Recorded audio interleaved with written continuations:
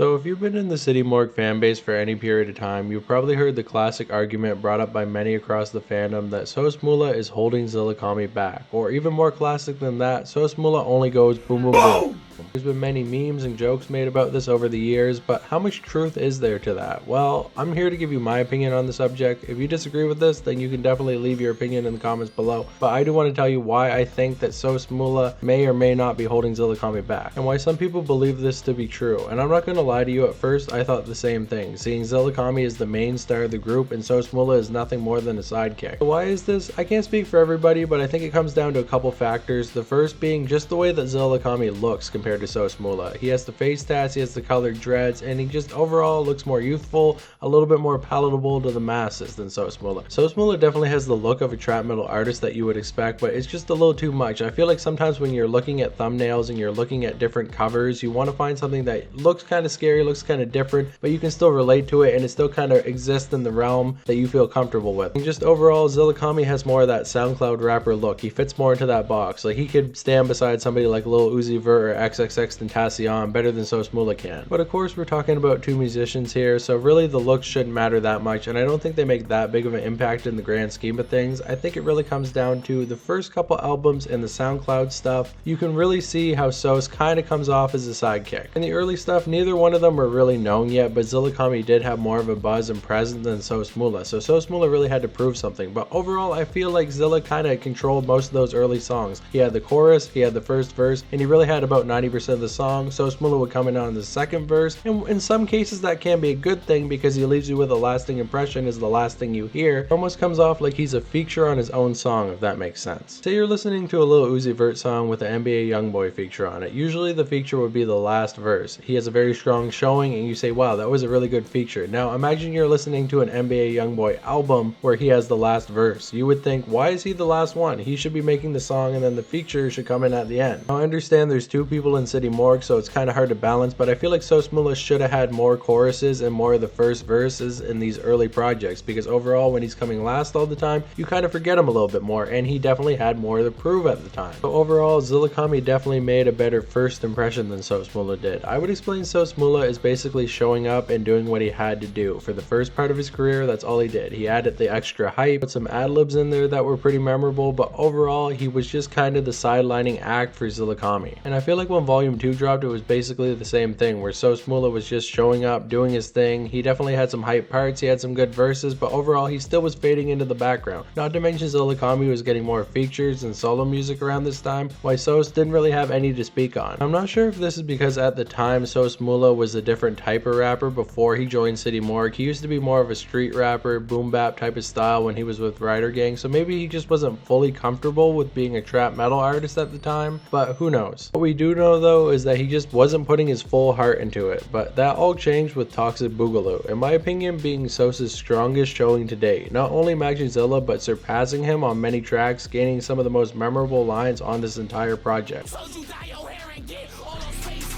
I have a bit of a suspicion that this could have something to do with a lot of the tracks off of this mixtape being a string of diss tracks aimed at Tekashi 6ix9ine. Now Zillakami is definitely tired of this beef at this point. Even when he's asked in interviews, he doesn't want to speak on it anymore. He spoke on it over and over and over again, and overall I think he wants to like kind of take a victory lap on Tekashi after the whole snitching thing, but he's not really angry about it anymore, if you know what I mean. Meanwhile, Sos has never really taken the chance to speak on Tekashi in any sort of interview. He doesn't want to give the guy clout, he doesn't want to fuck with the guy, and he doesn't want to have a back and forth. But when he gets in the booth and really does his thing, this is where the true aggression came out. I'm not saying that Sos was faking it before, but once he finally had the drive and the anger behind him, he definitely delivered some of the most stinging disses on this entire fucking album. Zillakami definitely did his thing, delivered some energy on this, but I think Sos outpaces him on almost every track on this entire project, not even gonna lie. However, even after this tape, the stigma still remained. Many people still saw Zillakami as the star and SosMula as nothing more than a sidekick, and in my opinion the reason for this is because Zilla was just a lot more versatile at the time, able to do many different styles with ease, while Sos just kind of stuck pretty close to his aggressive style. Not that there's anything wrong with that, I mean that's what people want to see on a City Morgue album is the aggression, but you know, with Zillakami doing so much different type of stuff and really starting to expand and evolve in his career, SosMula just seemed like he was a little behind. Well, that was all until SosMula dropped his two solo projects that everything started to change for him. You see, Zillakami is a metal kid who was raised on rock and screamo, and SosMula SosMula was a kid that was raised on pure rap. But clearly when it comes to trap metal, Zillakami is going to have the advantage because he's just a little bit more familiar with that style. But when it came time to experiment, Sos really brought the heat. He was able to mix this new style of rap with his more aggressive vocals and ad-libs to make a truly unique style of music that I've never heard before, and it really paid off. I know a lot of people just like to chalk this up as Cardi biting, but this is nothing like Cardi at all. I think that SosMula's new music rips off Cardi is like saying that every trap metal artist to ever exist is ripping off XXXTentacion. Sure, they still build off the same base, but what they do with this style is very different. Sos had so many different styles on 13 Songs to Die To. He had a Latin song, he had a more rock inspired song, he had some techno type music on there, and just overall it was crazy to hear Sos in so many different types of genres. I really never thought he had it in him. For the longest time I thought Sos was just the guy who went boom boom boom and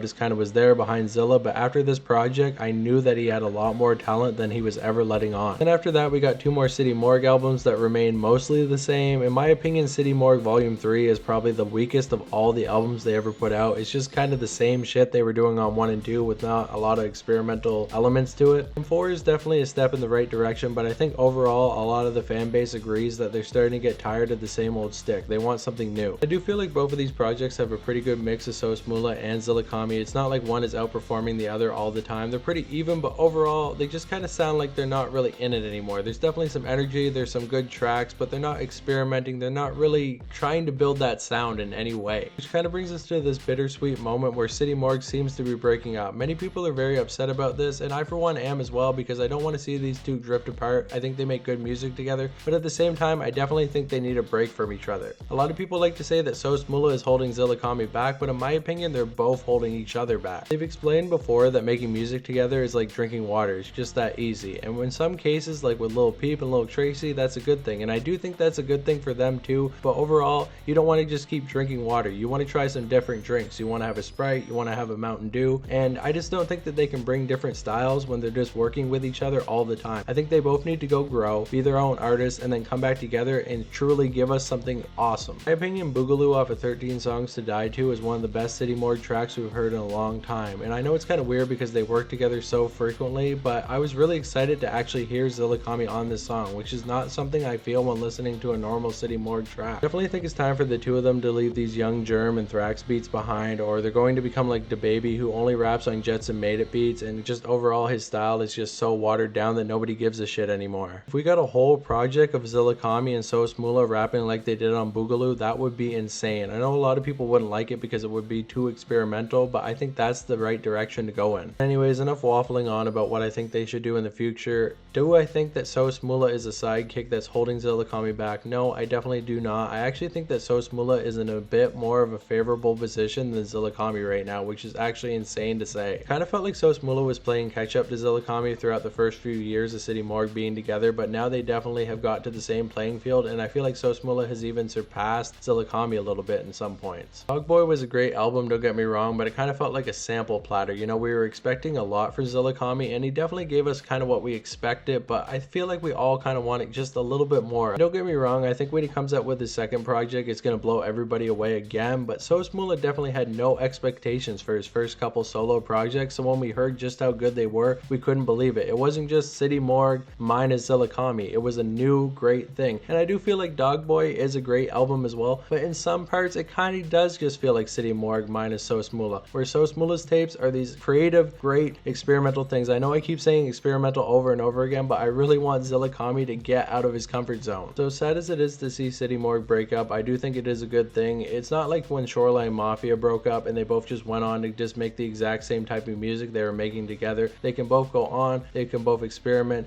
they can both find themselves as artists and then come back together and make the greatest thing. I definitely do not think that SosMula is a sidekick anymore. I don't think he's holding Zilla back. If anything, they're both holding each other back, but that's just my opinion. So if you have a different opinion on the subject, definitely leave it in the comments below, because I want to know what your thoughts are on Zillakami, SosMula, and everything that has to do with it, because maybe you just want the two of them to go back to Thrax beats and start doing that SoundCloud sound again. It's not what I'm looking for, but I would be interested to hear somebody who has that opinion. So overall, thank you guys for watching. If you watched the end of this, leave a knife emoji in the comments below. Just leave a knife emoji, knife gang, knife gang, knife gang. Besides that, I'm not going to ask you for anything else. If you like these types of videos where I don't really go into the history of anything and just kind of give my opinion, let me know, because I can definitely do more. If you don't like them, I won't do them welcome again. Either way, thanks for watching. Bye.